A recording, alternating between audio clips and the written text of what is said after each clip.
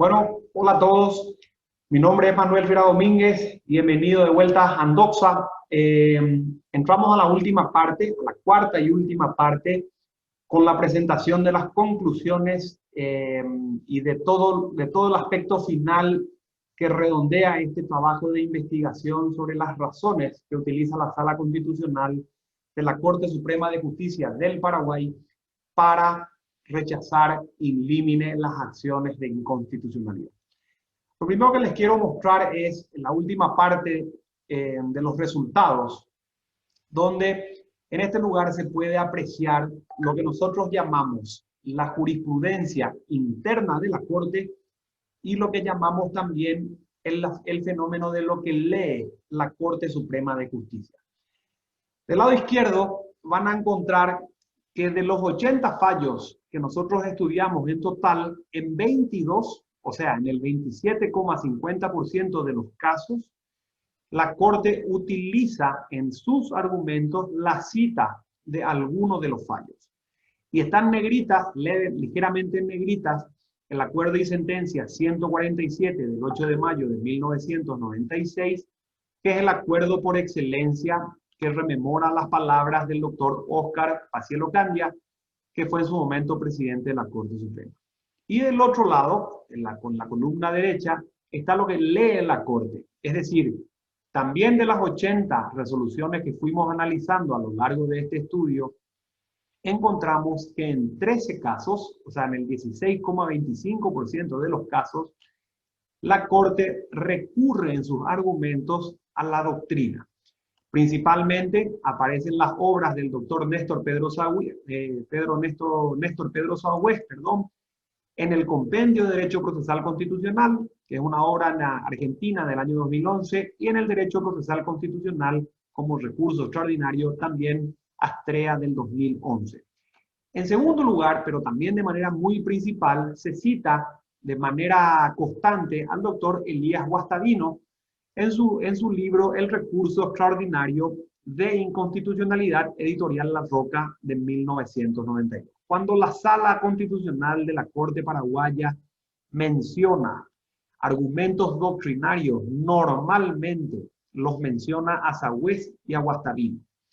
Entonces, de manera constante, si se quiere, estos son los principales libros que la Corte lee cuando funda los rechazos in limine de la Corte.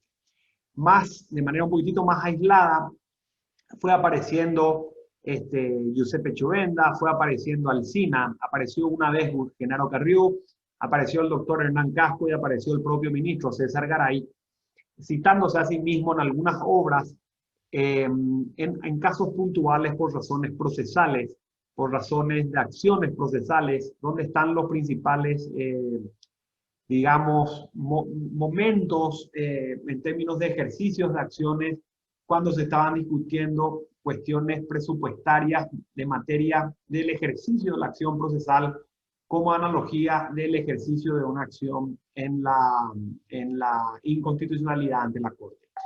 Pero si alguien quiere saber qué es lo que lee la Corte, Néstor Pedro Sagüez y Elías Guastavino son los libros que deben tenerse principalmente a consideración para entender el pensamiento doctrinario que domina las razones por las cuales la Corte rechaza in limine las acciones de inconstitucionalidad. Ahora bien, esto no es lo único que motiva el rechazo, y vuelvo a centrarme en el tema de la jurisprudencia interna. Óscar Paciel Ocandia es una voz autorizada para el Poder Judicial. La Sala Constitucional no es meramente argumentativa en el sentido que da motivos puntuales, sino que además se rechazan in limine las acciones con lo que nosotros llamamos jurisprudencia interna, cuando la Corte agrega a sus argumentos la cita de los fallos. Encontramos que las 22 veces, o sea, ese 27,50% de las oportunidades aparecieron los fallos, los encontramos en el 2016, los encontramos en el 2017, en el 2018 y en el 2019. Quiere decir que hay una práctica frecuente, quizás no en mayor medida, pero es frecuente y es constante, que es lo importante. Puntualmente son 5 los fallos citados a lo largo de todos estos años, pero ellos, el principal de esos 22, repito, es el acuerdo y sentencia 147 del 8 de mayo de 1996. Aparecen también otros autos interlocutorios, pero aparecen 2 veces, y aparece también una última vez un acuerdo y sentencia del 97 y otro acuerdo y sentencia del 2014, ambos citadas una sola vez. Si de las 22 veces que se citan fallos, 17 se refieren a uno, ese acuerdo y sentencia 147 debe necesariamente tenerse en cuenta. Y fíjense en esto, si nosotros consideramos el número 22, o sea, las 22 resoluciones en las cuales apareció este fallo, y de las 22 como un nuevo total, 17 veces se refiere a este fallo domina el 77% de las apariciones en cada una de las oportunidades en las que la Corte recurre al argumento jurisprudencial que nosotros llamamos interno. La preeminencia de esta sentencia permite sostener, por supuesto, que el doctor Óscar Paciello Candia es para la Sala Constitucional una voz autorizada. La Sala Constitucional acostumbra a citar este fallo y parafrasear, de hecho, al doctor Paciello en un único párrafo, en el cual sostiene lo siguiente: las discrepancias subjetivas que cualquiera de las partes pudiera tener con la decisión impugnada no autorizan la promoción de una acción de inconstitucionalidad, puesto que ello implicaría la apertura de una tercera instancia que está legalmente imposibilitada. La opinión de Paciello, recuerden esto, está citada en la mayoría de las veces de manera conjunta con los motivos principales. Esta siempre es una instancia autónoma y excepcional, motivo número 1. No se acepta la mera disconformidad, que es el motivo número 2.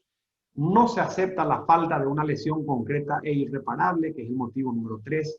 No se acepta cuando hay acciones con carencia de fundamentación clara y precisa, que es el motivo número 4. Y la Corte no constituye una tercera instancia, que es el motivo número 5. En estos puntuales motivos, normalmente la voz de Paciello cobra fuerza. Repetimos, en todos los casos donde la Corte recurre al acuerdo y sentencia o a un acuerdo y sentencia o un auto interlocutorio para tener jurisprudencia interna como argumento, el 77% de las veces se regresa a la opinión autorizada del doctor Paciello. El doctor Paciello lo que tiene, en palabras más, palabras menos, es suficiente argumento para sostener que la Corte no es una instancia recursiva, sino autónoma, no puede plantearse una mera disconformidad sin lesiones concretas que sean reparables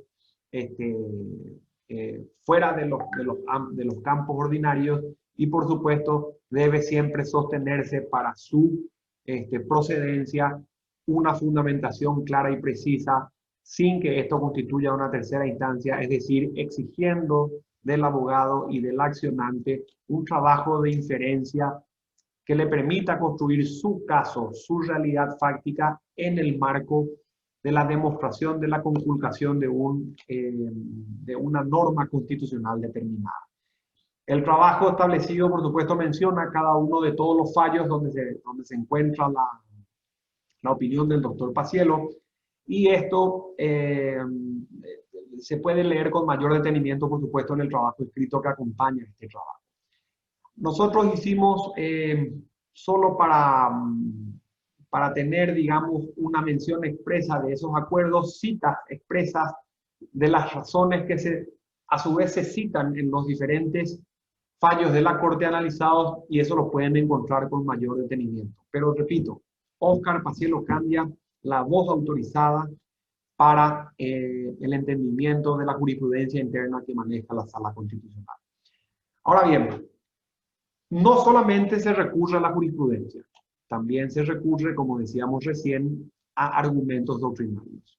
La Corte lee la siguiente doctrina: 13 veces, el 16,25% de los casos aparecen en todos los años, 16, 17, 18 y 19, y los principales autores son repetitivos: Néstor Pedro Sagüez y Elías Guastavino, y con la aparición esporádica de Giuseppe Chovenda, de Hugo Alsina, Genaro Carrió, Hernán Casco Pagano y César Garay. Esto es lo que lee la Corte. Elías Guastavino y Néstor Pedro Sagüez son los autores mayormente citados. Ambos, respectivamente, van apareciendo de manera conjunta muchas veces y a veces por separado.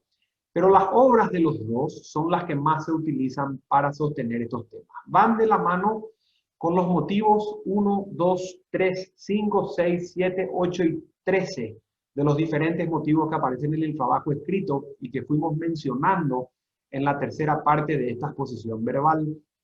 Acá, lo que la Corte normalmente utiliza es la cita doctrinaria para argumentar que, por un lado, en el principio del buen orden de los pleitos, esto está mencionado en los considerandos, que exige que estos pleitos se concluyan según las leyes procesales y las prescripciones procesales de vigor. Por otro lado, existen también razones de economía procesal en el sentido de que el agravio pueda ser separado por los jueces naturales de la causa, tanto en cuanto se considere innecesaria la intervención de la Corte Suprema. La reparación, repetimos, de los jueces naturales hace alusión a esta idea de tener agotadas las instancias ordinarias, de entender que la Corte es siempre una instancia extraordinaria, de entender que los considerandos de las resoluciones que son atacados tienen que ser sobredecisorios, que hacen causas completamente definidas o definitivas, que tengan cosa juzgada material, etcétera, etcétera, etcétera. Toda vez que se hace mención de esto, o toda vez que se analizan cuestiones sobre sentencias arbitrarias, sobre carencia de fundamentos, sobre suficiencia, sobre adecuación, sobre seriedad, etcétera, etcétera, aparecen estos autores como las cosas que las lee la Sala Constitucional a la hora de agregar mayores argumentos en calidad doctrinal. Muy bien, si alguna cosa pudiera decirse, en términos esporádicos, aparecen los principios de derecho procesal civil de Giuseppe Chovenda. Este es un libro antiguo, editorial Reus, del año 77, y aparece el Tratado Teórico Práctico de Derecho Procesal Civil, también de Hugo Alsina, editorial Ediar. Es un libro también antiguo, en Buenos Aires, del año 56. Aparecen conjuntamente una única vez en un único fallo. Son citados justamente en aquel asunto que leíamos del Tribunal Electoral Independiente del Partido Liberal, en tanto y en cuanto los miembros del tribunal accionaron cuando el que fue justamente impugnado fue el fallo del órgano, no de sus diferentes miembros. Genaro Carrió aparece con el recurso extraordinario por sentencia arbitraria, editorial Aveledo Perrot, de Buenos Aires, del año 95, aparece también en un único fallo, para utilizar razones también en términos de arbitrariedad. Finalmente, aparece el doctor Hernán Casco Pagano en el Código Procesal Civil, comentado y concordado. En este asunto no se mencionan los detalles editoriales, no sabría decirles cuál de las ediciones del libro del doctor Casco es el citado, pero aparece una única vez. Se lo utilizó para reforzar, en este caso en un fallo en disidencia, el rechazo de las recusaciones de algunos de los ministros. Finalmente aparece la obra del doctor César Garay, Técnica Jurídica. Tampoco tiene detalles editoriales claros. Simplemente el propio ministro César Antonio Garay, en su voto en disidencia, se citó a sí mismo utilizando su obra para observar que sin el dictamen previo de la Fiscalía General del Estado y el logro formidable que la República del Paraguay ha tenido sobre el derecho justiciable de ser oído, no se puede aceptar el principio de doble instancia sin perjuicio de las facultades que tiene la Corte de entender en ciertos asuntos y en otros no, por razones de jurisdicción y competencia. Si se puede decir algo más, se podría, por supuesto, profundizar esto de la lectura de los diferentes autores en cada uno de sus libros y irse a las razones establecidas en ellos para ver si son o no bien utilizados. Pero en definitiva, el trabajo está hecho, esas son las obras que aparecen y bueno, quedan a consideración de todos ustedes. Ahora bien, quisiera compartir con ustedes no solamente los resultados, sino también mostrarles algunos gráficos que terminan por resumir algunas de las principales observaciones que como investigadores tuvimos con la Cátedra de Derecho Procesal en la Universidad Católica de Asunción. Fíjense esto, de los 80 fallos que analizamos a lo largo de 4 años completos en los que trabajó la Corte, mirando el gráfico de la izquierda, van a darse cuenta que la integración de la Corte, por un lado, estuvo compuesta por 7 ministros, desde la doctora Miriam Peña hasta la doctora Alicia Pucheta, y muy esporádicamente actuaron una que otra vez jueces de segunda instancia, integrando la Sala Constitucional con los doctores Cristóbal Sánchez, José Fernández, Alejandrino Cuevas, Eusebio Melgarejo y Juan Carlos Paredes. Lo llamativo de esto es que en 4 años y en 80 fallos, analizando quiénes fueron los ministros que actuaron en cada una de esas resoluciones, los principales ministros firmantes siempre fueron 3. Miriam Peña, Gladys Vareiro y Antonio Fretes. Si se pudiera decir algo respecto de este asunto, yo les diría lo siguiente. 3 ministros han marcado la tendencia de los rechazos in limine de la Corte en los últimos 4 años. Y 3 ministros han sido quienes marcaron de manera constante en su participación en la sala en los últimos 4 años. Miriam Peña, de las 80, firmó 79 veces, en casi el 99% de los casos. La ministra Gladys Vareiro firmó 69 veces de las 80, en el 86% de los casos, y el ministro Antonio Fretes 63 veces, en el 78, casi 79% de los casos. Todos los demás ministros no superan el 10% de las resoluciones, o sea, no firmaron más de 8. Quiere decir que si nosotros analizamos el mismo gráfico que veníamos diciendo recién, no solamente se puede decir que 3 ministros han hecho la gran labor de rechazar in limine las acciones en los últimos 4 años, sino que a su vez 2 de ellas fueron mujeres. Estas 2 mujeres que trabajaron muy continuamente en este tema, Gladys Vareiro y Miriam Peña, han marcado la tendencia mayoritaria de la Corte en sostener con Antonio Fretes cuáles fueron las razones por las cuales la Corte rechaza in limine las acciones de inconstitucionalidad. Yo me imagino que gráficos como estos podrán cambiar, por supuesto, en circunstancias y en universos de resoluciones mucho mayores, pues hay y hubo de hecho muchos años en que la ministra Miriam Peña todavía no había sido designada, y a partir de este año en adelante la cuestión cambiará sabiendo que ella se jubiló. Pero en lo que va del universo de resoluciones analizadas en estos últimos 4 años, 19, 18, 17 y 16, en el marco de las 80 resoluciones, Miriam Peña, Gladys Vareiro y Antonio Fretes, en ese orden, han marcado la razón de ser de los rechazos in limines de inconstitucionalidades en todo el país. No es un tema menor, porque las mujeres han marcado la tendencia en este tipo de cosas a lo largo de los últimos años. Ahora bien, también nos llamó la tendencia, recuerden que nosotros hicimos una matriz de datos. Una matriz de datos es una planilla que en realidad descompone los 80 fallos en un montón de información, y una de esas informaciones pasaba también no solamente por los ministros que votaron, sino por analizar cuáles fueron las competencias de los diferentes tribunales y de los diferentes juzgados en los que las acciones fueron planteadas. La respuesta a esa interrogante se analiza en el gráfico de la derecha. Nosotros, de las 80 diferentes resoluciones que analizamos, la mayoría, se discuten en competencias de carácter civil. Luego le siguen las competencias de carácter penal, en menor medida en lo laboral y casi de manera esporádica en lo electoral y en la niñez. Con esto, lo que nosotros encontramos es que la principal razón de las discusiones por inconstitucionalidad pasan por competencia civil, donde 48 de las 80 resoluciones analizadas, es decir, en el 60% de los casos, provino de competencias civiles, el 26% de los casos en competencias penales y en menor medida en un 6% en lo laboral y no superando el 3% en razones electorales o de la niñez y de la adolescencia.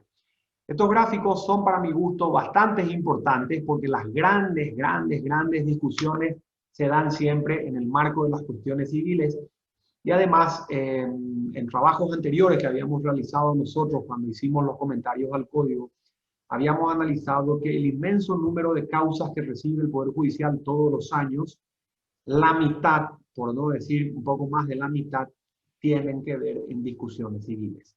O sea, esto va de la mano con el inmenso universo de discusiones civiles que recibe el Poder Judicial todos los años y a su vez cómo estas discusiones se van planteando en discusiones en términos de inconstitucionalidad.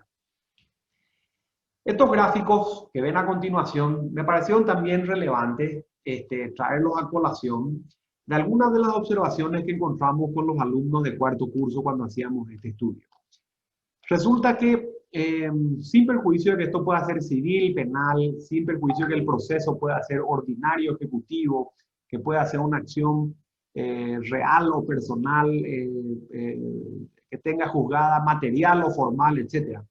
Lo que hicimos fue una cuantificación de todos los casos en los cuales se plantearon las diferentes acciones según las carátulas que utilizaron cada una de las resoluciones. Y fíjense que a lo largo de todos estos años en los fallos investigados, en el gráfico de la izquierda, van a darse cuenta que la mayor cantidad de discusiones se da en los juicios ejecutivos. Lo curioso de este asunto es que el juicio ejecutivo se ha enseñado siempre en la facultad como una cosa juzgada formal. Es decir, si tiene una cosa juzgada formal es porque se asume, y de hecho el Código Civil, el Código Procesal Civil autoriza la revisión posterior por el juicio ordinario, y a sabiendas de que esa revisión existe, lo mismo, muchas acciones de inconstitucionalidad se van presentando en contra de las diferentes resoluciones dictadas en los juicios ejecutivos. La Corte puntualmente en estos casos dice: no podemos dar lugar a este tipo de acciones cuando las revisiones posteriores son alcanzables por las instancias ordinarias, etcétera, etcétera, etcétera. En el trabajo se explica esto. Hemos nosotros analizado que las acciones en los juicios ejecutivos no son más de 12, pero suponen el 15% de los casos dentro de los 80. Se han analizado acciones en contra de los daños y perjuicios, que son acciones civiles ordinarias. Se han encontrado en los amparos, se han encontrado en las acciones ordinarias de reivindicaciones. Han sido principalmente las acciones penales por estafas, conjuntamente con las nulidades de actos jurídicos, las que marcaron la pauta. Encontramos algunas acciones de calumnias, desalojos, despidos laborales e interdictos, y cuestiones menos comunes como los cumplimientos de contratos, que van de la mano en su aparición con las extorsiones en lo penal y los robos agravados. Nosotros tratamos de graficar eso. Encontramos inclusive, no salen en el gráfico con el detalle porque la verdad es que hay muchas cosas, pero encontramos acciones de inconstitucionalidad en la violencia familiar, en los sumarios administrativos, en retenciones de inmuebles, en obligaciones de hacer escrituras públicas, por levantamientos de medidas cautelares, lesiones de confianza, lesiones simples, cuestiones de funciones públicas, disoluciones conyugales, competencias desleales, la calificación de la huelga, cuestiones de abigeato, extorsiones, en fin. Hay un montón de cosas que marcaron digamos, la competencia en términos de discusiones a lo largo de todas las acciones. En el gráfico no aparecen todo por razones, por supuesto, más que nada didácticas, pero en el paper escrito sí aparecen y está a consideración de todo. Este cuadro de la derecha es un cuadro también llamativo y fíjense acá, la principal ciudad que causa problemas en la Corte es Asunción. Capital, increíblemente, es la que ha tenido asiento y sede de la mayor cantidad de diferentes juzgados de primera y segunda instancia en cualquiera de las competencias por materia, en cualquiera de las jerarquías, en cualquier tipo de actos normativos en los cuales se ha discutido en inconstitucionalidad. Más allá de que las otras localidades son muy inferiores, aún así, se ha notado que las diferentes localidades del país llegan hasta la Corte en acción de inconstitucionalidad. En la lectura que nosotros hicimos, llegamos a ver acciones de San Pedro, de Saltos del Guairá, encontramos a ver en Misiones, Canil de Yuca, Aguazú, Querón, Ñembucú, toda la parte central, incluida Luque, la propia Concepción, Itapúa, Mambayo. O sea, hay un montón de acciones que fueron planteadas a lo largo de todo el país, pero si se analiza la localidad de la cual provinieron la mayor cantidad de acciones ante la Corte, Asunción es la principal responsable del inmenso universo de acciones que se presentan en la Corte todos los años. O sea que, en definitiva, somos los asuncenos el principal problema en este tipo de cosas. Sigo con los gráficos. Tenemos también, a modo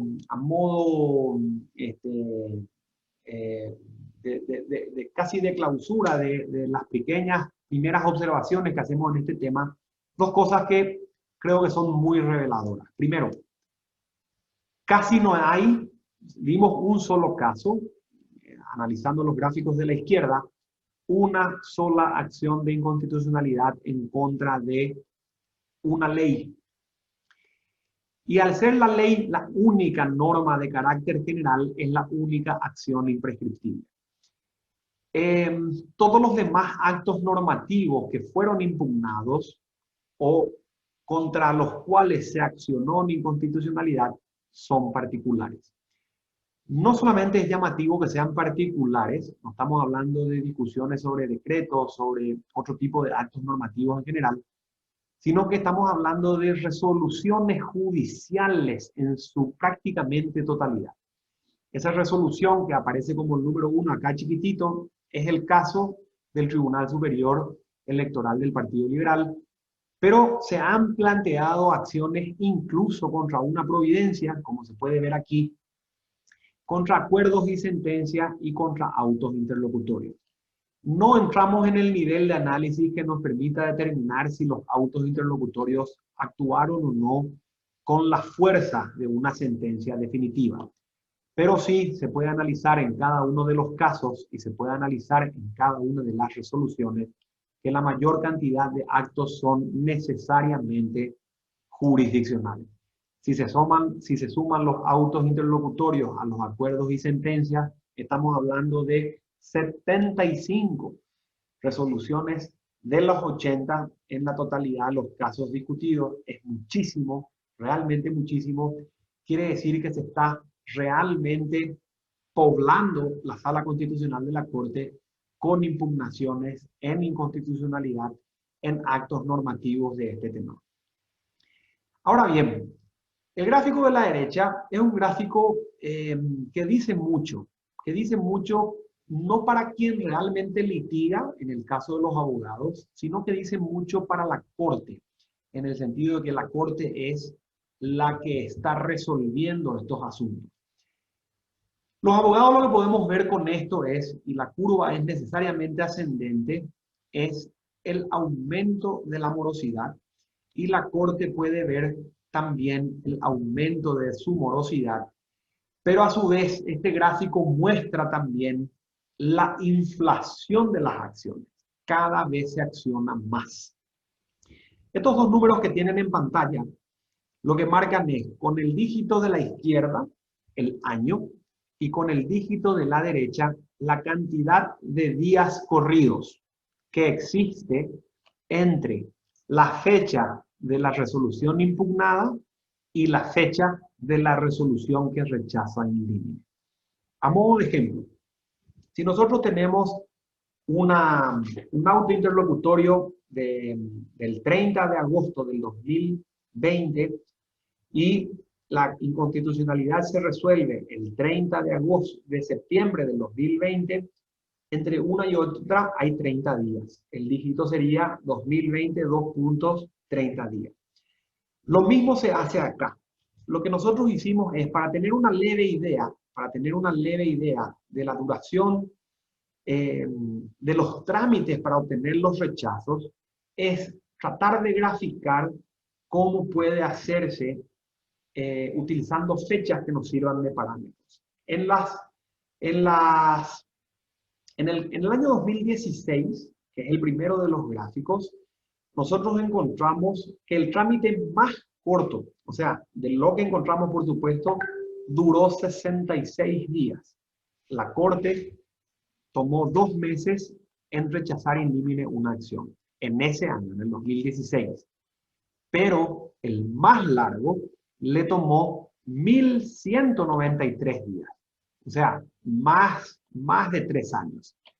El promedio de duración es el que ustedes van a ver en los gráficos. Es decir, la suma total de los días tenidos en cada una de las resoluciones por año, dividido el número de resoluciones. El promedio en el año 2016 es de 189 días. En el 2017 hicimos el mismo ejercicio. El trámite más corto se resolvió en 22 días y el trámite más largo en 793 días, en 2 años. El promedio es de 188 días, muy similar al del año 2016.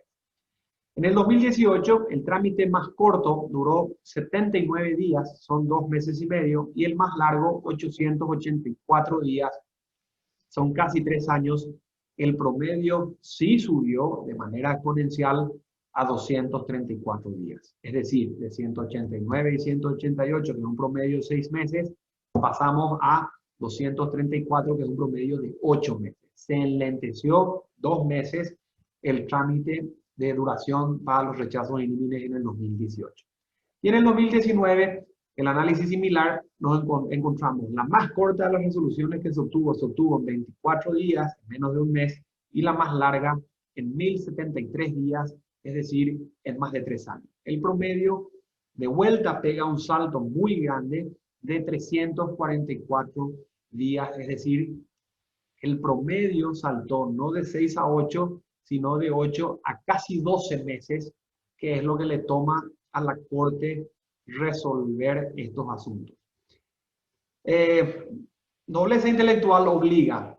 Entre el periodo 2016, 17, 18 y 19, la Corte Suprema de Justicia, como nunca creo yo, salvo en la época de Nicanor Duarte Frutos, tuvo un recambio muy acelerado.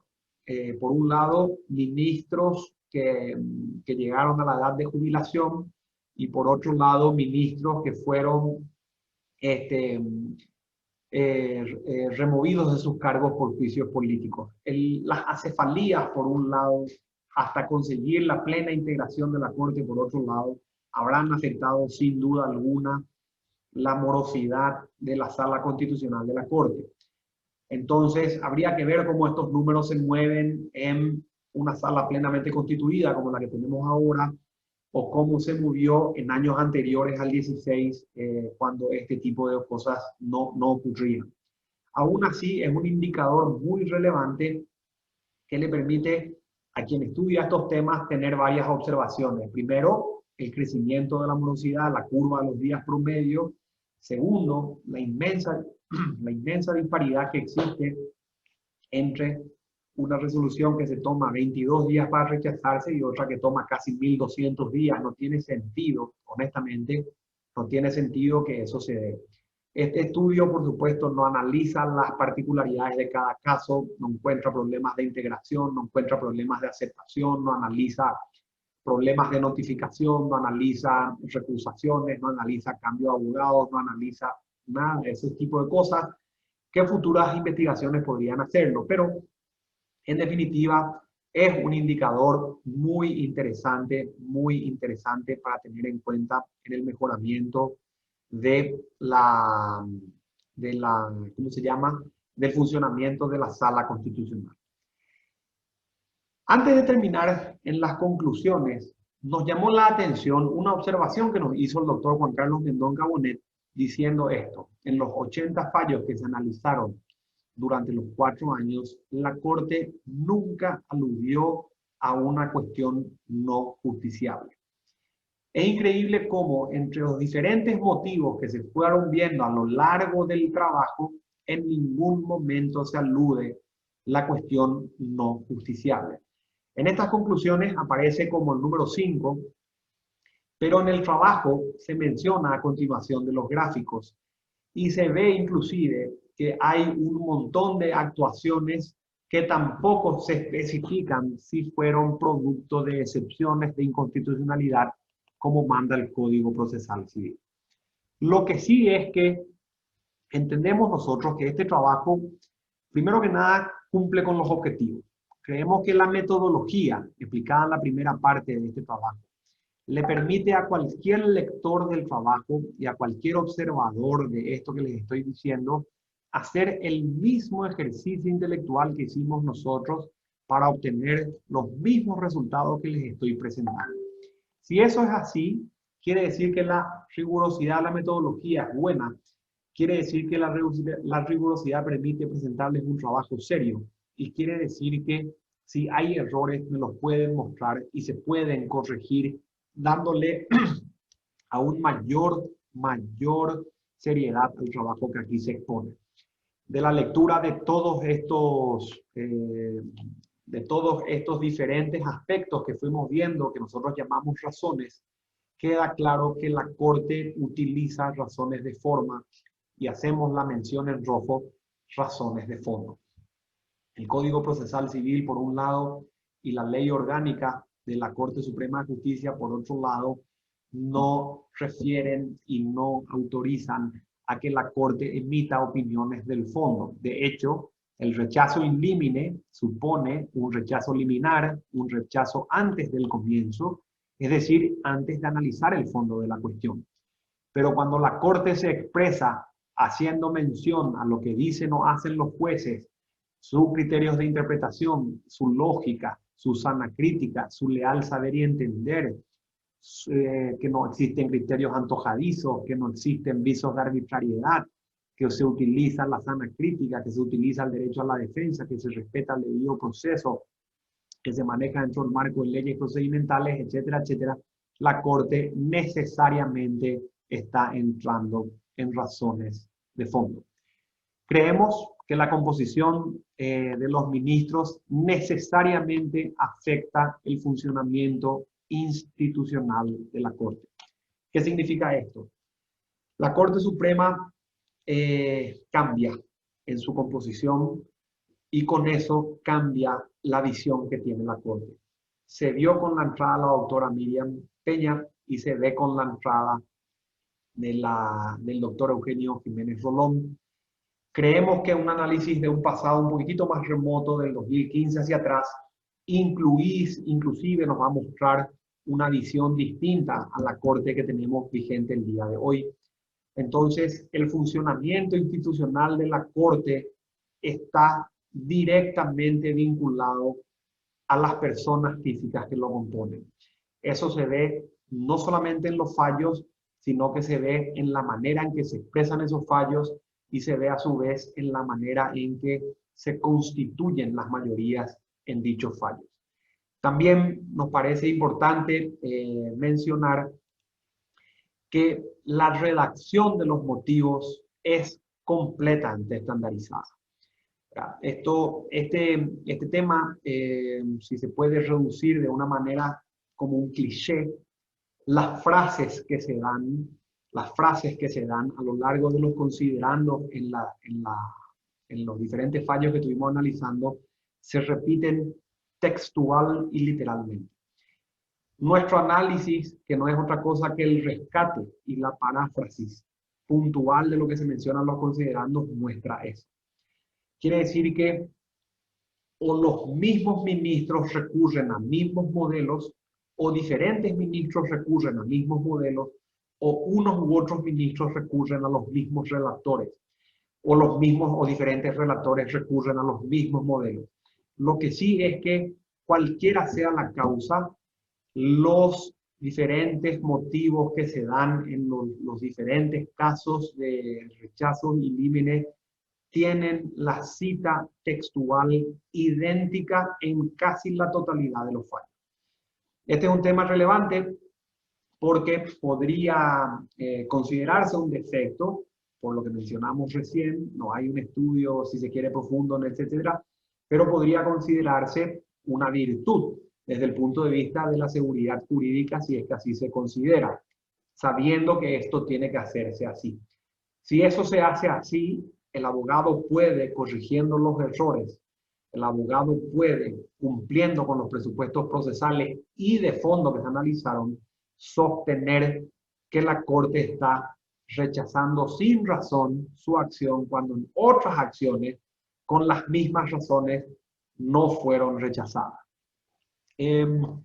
También observamos, y este es un tema para mi gusto muy importante, creo que es muy útil, que la principal resolución que se utiliza, al ser la del doctor Paciello, es del año 96.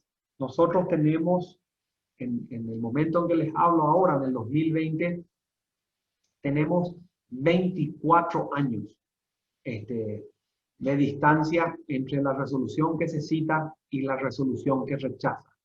Llama la atención que la Corte no haya recurrido a una jurisprudencia interna más reciente, a una jurisprudencia interna donde el propio ministro usa su propio fallo en casos recientes. Sin embargo, repetimos, se vuelve a recurrir al fallo del doctor Paciello Candia del año 96 y esto creo que abona un poco más la tesis o por lo menos la observación inductiva que hacemos nosotros de que se están tratando de fallos estandarizados o clichés.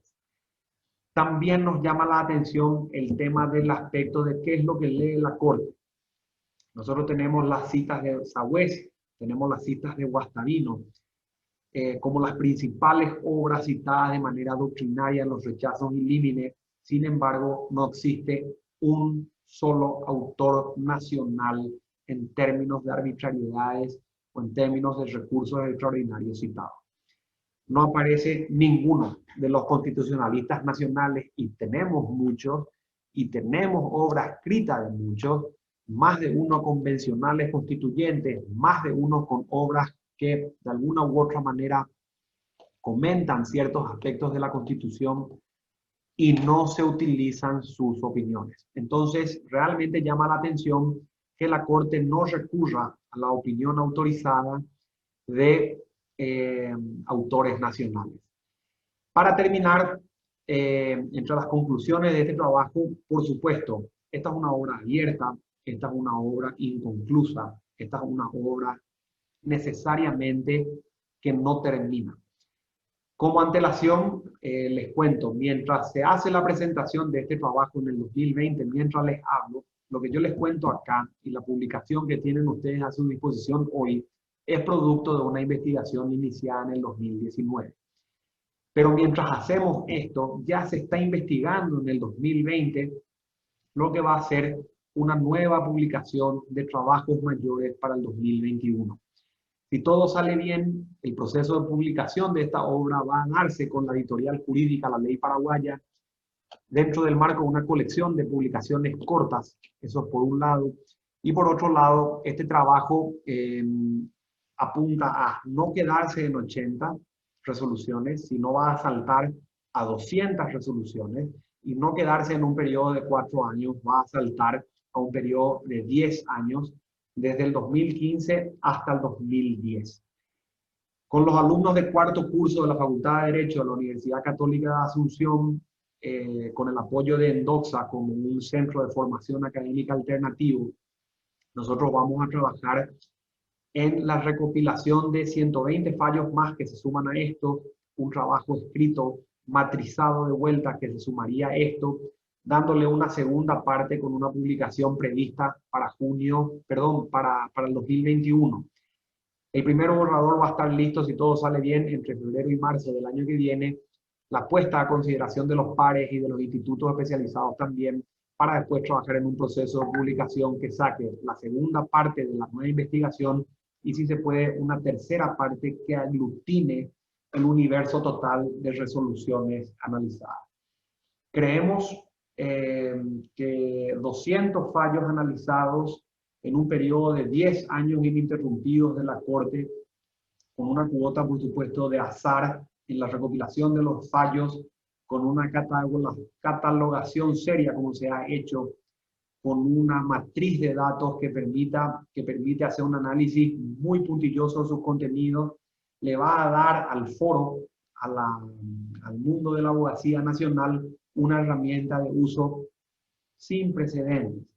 Sin precedentes porque no conocemos algo que se haya hecho de esta envergadura. Esto, por supuesto, no puede ser más que el logro del esfuerzo de mucha gente. De ahí que todos los alumnos que me ayudaron el año pasado y que me ayudan en estamos hablando de un universo más o menos de 45 jóvenes, van a estar todos apareciendo como co-investigadores y como coautores de la obra escrita. O sea que entre las conclusiones de este trabajo no tengo más que palabras de agradecimiento para todos ellos. Yo soy un portavoz de un trabajo que dirigí, pero sin su ayuda no podía ni mucho menos hacerse. Entonces, creo que con estas conclusiones doy por cerrado un trabajo que espero que les sirva, espero que enseñe, espero que muestre errores, que corrija las demandas, que evite que se cometan errores del pasado, que se arreglen las acciones que puedan ser admitidas, o en su caso, como abogados litigantes, evitemos plantearlas aquellas en los cuales los presupuestos procesales de forma y en su caso de fondo no están cumplidos por las razones que aquí se expresan. No queda más que agradecerles a todos, por supuesto. En Doxa va a ser un lugar y un canal de diálogo. Los correos electrónicos están habilitados, la crítica es fundada, cualquier observación o consideración que puedan hacer será más que bienvenida, todo ello será considerado para una publicación posterior y el arreglo de cualquier tipo de error que encuentren. Espero que este trabajo haya sido de agrado de todos, sea útil, sea suficiente para esta primera parte y bueno, que la seriedad, la metodología y el esfuerzo que están detrás justifiquen esta primera parte de este nuevo capítulo que se llama Doxa en la presentación de formación académica para nuestras actividades y para la de muchos otros. Bueno, muchísimas gracias por su tiempo. Esto ha sido todo. Con esto cerramos este primer curso. Cualquier cosa, seguimos en contacto. Muchísimas gracias. Nos vemos en la próxima.